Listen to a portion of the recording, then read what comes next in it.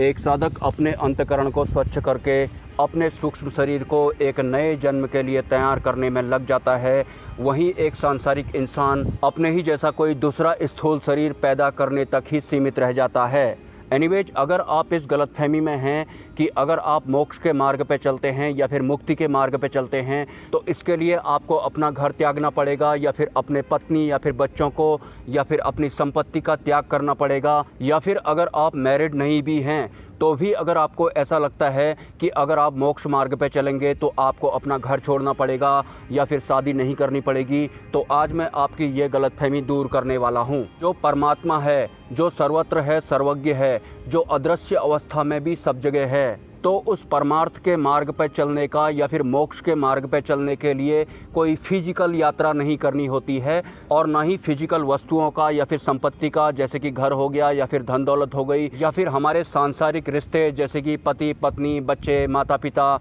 या फिर परिवार, सबको फिजिकली छोड़ना नहीं होता है, इनसे दूर नहीं जाना होता है। क्योंकि जो परमार्थ का मार्ग होता है, जो मौन मार्ग होता है या फिर जो मोक्ष का मार्ग होता है, उसकी जो यात्रा होती है वो भी आंतरिक यात्रा होती है। फिजिकली आपको किसी का भी त्याग नहीं करना होता है। अगर आप मैरिड हैं, भले ही आप स्त्री हों या फिर पुरुष हों, आपके हस्बैंड हैं या फिर आपकी वाइफ है या फिर आपके बच्चे हैं, आपके माता पिता हैं, तो मोक्ष प्राप्त करने के लिए सद्गुरु आपको आपका परिवार छोड़ने के लिए नहीं बोलते हैं। अगर आप सद्गुरु से यह सवाल करेंगे कि मोक्ष प्राप्त करने के लिए तो मुझे अपने बीवी बच्चे या फिर माता पिता को भी छोड़ना पड़ेगा, तो सद्गुरु कहते हैं कि आपके बीवी बच्चे या फिर माता पिता या फिर आपका परिवार कहीं नहीं जाने वाला है। एक परिवार तो आपको इस जन्म में मिला है और ऐसे ही कई सारे परिवार आपके कई जन्मों में रह चुके हैं, और ऐसा ही परिवार आपको आगे भी मिल जाएगा। और ये सब उस साधक के साथ जो मोक्ष मार्ग पे चल रहा होता है, आंतरिक स्तर पर घटित हो रहा होता है। और इस प्रक्रिया में आपको सद्गुरु द्वारा को सांसारिक मोह या फिर पारिवारिक मोह द्वारा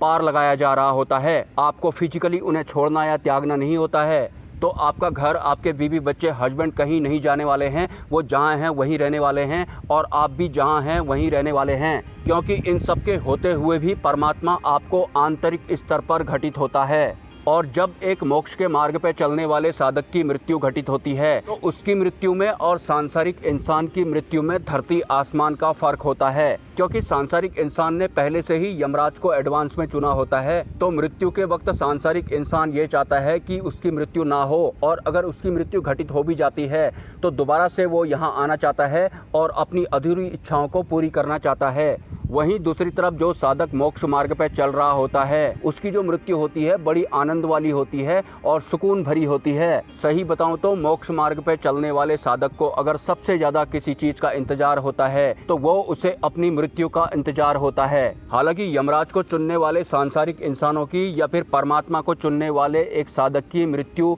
इसी फिजिकल वर्ल्ड में घटित होती है। और अगर कोई साधक पूर्ण रूप से मोक्ष मार्ग पर नहीं चल पाता है तो मृत्यु घटित होने के बाद काफी हद तक मृत्यु भी उसके अधीन हो जाती है। मतलब अगले जन्म में वो अपनी इच्छा अनुसार गैप मार के ही अगला जन्म ले सकता है, या फिर किसी किसी साधक को तो इच्छा मृत्यु का राज भी पता लग जाता है। मतलब वो इसी फिजिकल वर्ल्ड में रहते रहते अपने परिवार के साथ सर्वाइव करते करते जब चाहें या फिर जब उन्हें लगेगा कि अब मुझे इस संसार को छोड़ देना चाहिए, तब वो मृत्यु को प्राप्त करते हैं। वैसे परमात्मा की ये ऊर्जा जो कि सर्वत्र है या फिर सर्वज्ञ है, वो हमारे बाहर भी है और हमारे शरीर के अंदर भी है। लेकिन हमारे शरीर के अंदर होने के बाद भी वो ब्रह्मांड के मुख्य द्वार में कनेक्ट क्यों नहीं हो पा रही है? वो इसलिए नहीं हो पा रही है क्योंकि इस फिजिकल वर्ल्ड में बहुत सारी इच्छाओं की या फिर बहुत सारी वासनाओं की पूर्ति करने वाली परत ने उसे ढका हुआ है। जैसे कि मैं मुक्ति भी प्राप्त करना चाहता हूँ, लेकिन इस फिजिकल वर्ल्ड में मुझे 50 लाख रुपए भी कमाने हैं, तो इसका बिल्कुल भी ये मतलब नहीं है कि अगर मैं मोक्ष मार्ग पे चल रहा हूँ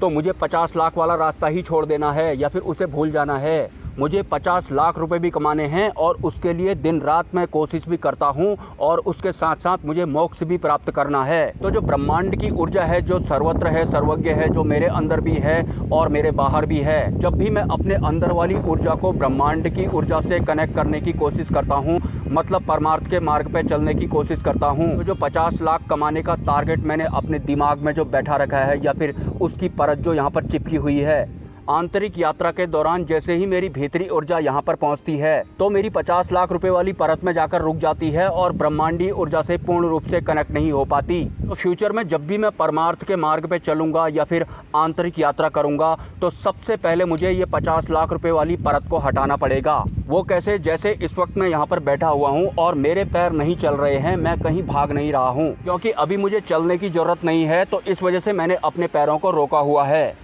तो जैसे मैं 24 घंटा गतिमान रहता हूँ, मतलब अपने पैरों को चलाते रहता हूँ, 1 घंटे मैंने अपने पैरों को रोक दिया। तो ठीक उसी तरह से जब आप परमार्थ के मार्ग पे चलते हैं, आंतरिक यात्रा करते हैं, आंतरिक ध्यान करते हैं, उस वक्त आपको 1 घंटे के लिए 50 लाख रुपए वाली परत को या फिर टारगेट को साइड कर देना है। जैसे अभी इस वक्त मैंने अपने पैरों को साइड किया हुआ है, मतलब इनको चलने से रोका हुआ है। तो 50 लाख रुपए कमाने वाले टारगेट को साइड रखकर ही आपको आंतरिक यात्रा करनी है। उसके बाद ही आपकी आंतरिक ऊर्जा ब्रह्मांडीय ऊर्जा से कनेक्ट हो जाएगी। उसके बाद दोबारा से आप 50 लाख वाली परत को अपने सर में चढ़ा सकते हैं और 50 लाख रुपए कमाने के लिए दिन रात भाग सकते हैं। जैसे ही आप अंतर ध्यान करते हैं तो उस वक्त जो भी आपके टारगेट हैं, आपको 1 घंटे के लिए, 2 घंटे के लिए या जितने भी टाइम के लिए आप अंतर ध्यान कर रहे हैं, आपको अपने टारगेट्स को या फिर अपने सांसारिक मोह को या फिर अपने पारिवारिक मोह को या फिर अपने पत्नी, बच्चे, हस्बैंड या फिर माता पिता को 1 घंटे के लिए साइड में रख देना है। जब आप अंतर ध्यान कर रहे हैं तो आपकी वाइफ, बच्चे, हस्बैंड या फिर माता पिता भी यहीं रहने वाले हैं और आप जो इस फिजिकल वर्ल्ड में करना चाहते हैं वो सब भी यहीं रहने वाला है और आपको उन टारगेट्स को प्राप्त करने के लिए कोशिश भी करनी है।